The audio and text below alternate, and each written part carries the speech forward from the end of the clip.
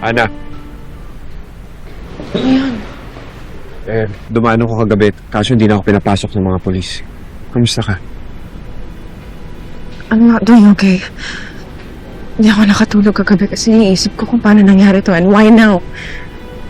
Ikaw naman ang sinabihan ko na nangyari sa amin ni Shaira. And then this happened. Hindi naman kita sinisisi but the timing is just weird. Ana, gusto ko lang humingi sa'yo ng tawad. Bakit? May napagsabihan ako kung nangyari. Sino? Si Christy. What? Nilaglag mo ako kay Christy. Ana, hindi ko naman sinasadya. Sinasabi ko sa kanya na hindi mo sinunog yung eskwelahan kaso nadulas ako. Kaya patawarin mo ko. So, hindi ko na pala kailangan hanapin yung gumawa sa akin nito. Si Christy yung nagpahiya sa akin sa party. Tignan mo ano magagawa ni Christy yun. Si Christy lang ang may galit sa akin, Leon. Pinakulong ko rin siya dito. E di pinakulong niya ako ngayon dito. Oh, may video, di ba? Sinabi mo may video. Saan galing yung video na yun? Hindi ko alam, Leon. Ba't ako tinatanong mo? Basta humanap siya ng ebidensya para matiin niya ako dito. Oy! Ano? Ano ba ka nang alam? Sige na. Ang pakalmay. Ikaw lang pinagsabihan ko. You betrayed me. Kay Christy pa! Umalis ka na! Umalis ka na! O ikaw, umalis ka na nga! Alis na! Huwag kang magingay, ha?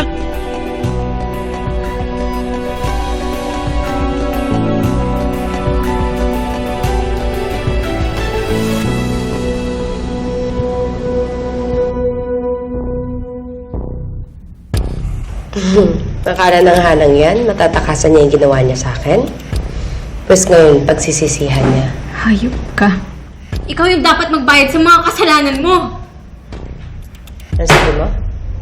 Sabi ko, ikaw dapat magbayad. Ganon.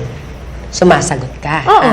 Oo! Eh, paano kung paduguin ko yung uso mo? Ha? Gawin mo! Gawin mo. Sige. Yan! Bagay sa'yo, Tita Shaira! Mukha kang halimaw.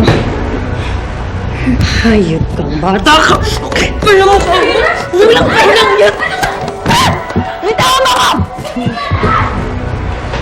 Ano ba? Ate Bigby! Manang-manang ka sa pamilya mo! Audrey!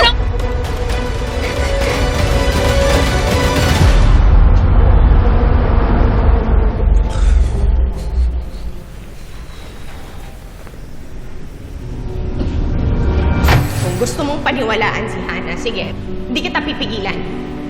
Pero hindi mo rin mababago ang pag-iisip ko. Sisiguraduhin kong pagbabayaran ni Hana lahat ng kasamaan niya. Si Christy lang ang may galit sa akin, Leon! Pinakulong ko rin siya dito! E di pinakulong niya ako ngayon dito!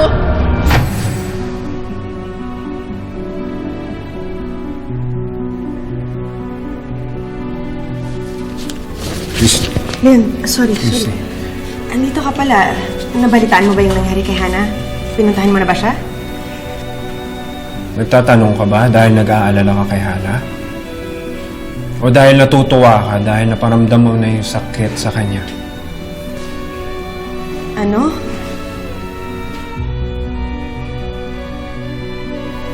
Anong sinasabi mo? Christy, huwag ka na magmaang-maangan. Tayong tatlo lang ang nakakaalam ng ginawa ni Hana. At ikaw lang ang may galit kay Hana. Kaya hindi malayo na ikaw ang magsiwalat ng ginawa niya. Leon, ano? Pinapunta ka ba ni Hana dito para makipag-away para sa kanya? Ano, kampihan kayo? Tinatanggi mo yung lahat ng sinasabi ko. Tinatanggi ko kasi naiinsulto ako, Leon.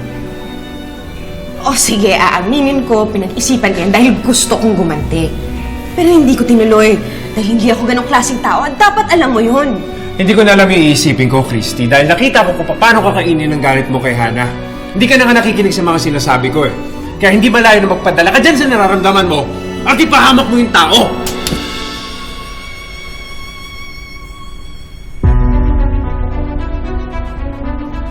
Wala akong karapatan na pagsalitaan ako ng ganyan, Leon. Ikaw ang nagdala ng babaeng yun sa buhay namin. Nasaktan ako. Ang mama ko. Ano, mali ba na magalit ako? Ano? Inaamin mo na ba na ikaw ang nagpadala ng video? Hindi ko nga alam kung paano nakuha yung video niyan, saan nanggaling yun eh. Nagulat na lang ako may ebidensyang ganun laban kay Hana. Paano may papaliwanag yung mga nangyari? Ha? Hindi ko nga alam. Ano ba? Tama na yan. Pwede mo huwag kayo magsigawan dito. Jordan. Pwede mo mo kumakilap dito. Ano? Maraming nagpapagaling dito sa ospital. Huwag mo silang isubject sa pag-aaway ninyong dalawa. Ikaw, Leon, kung hindi ka makikinig kay Christy, mabuti pa umalis ka na lang, Leon.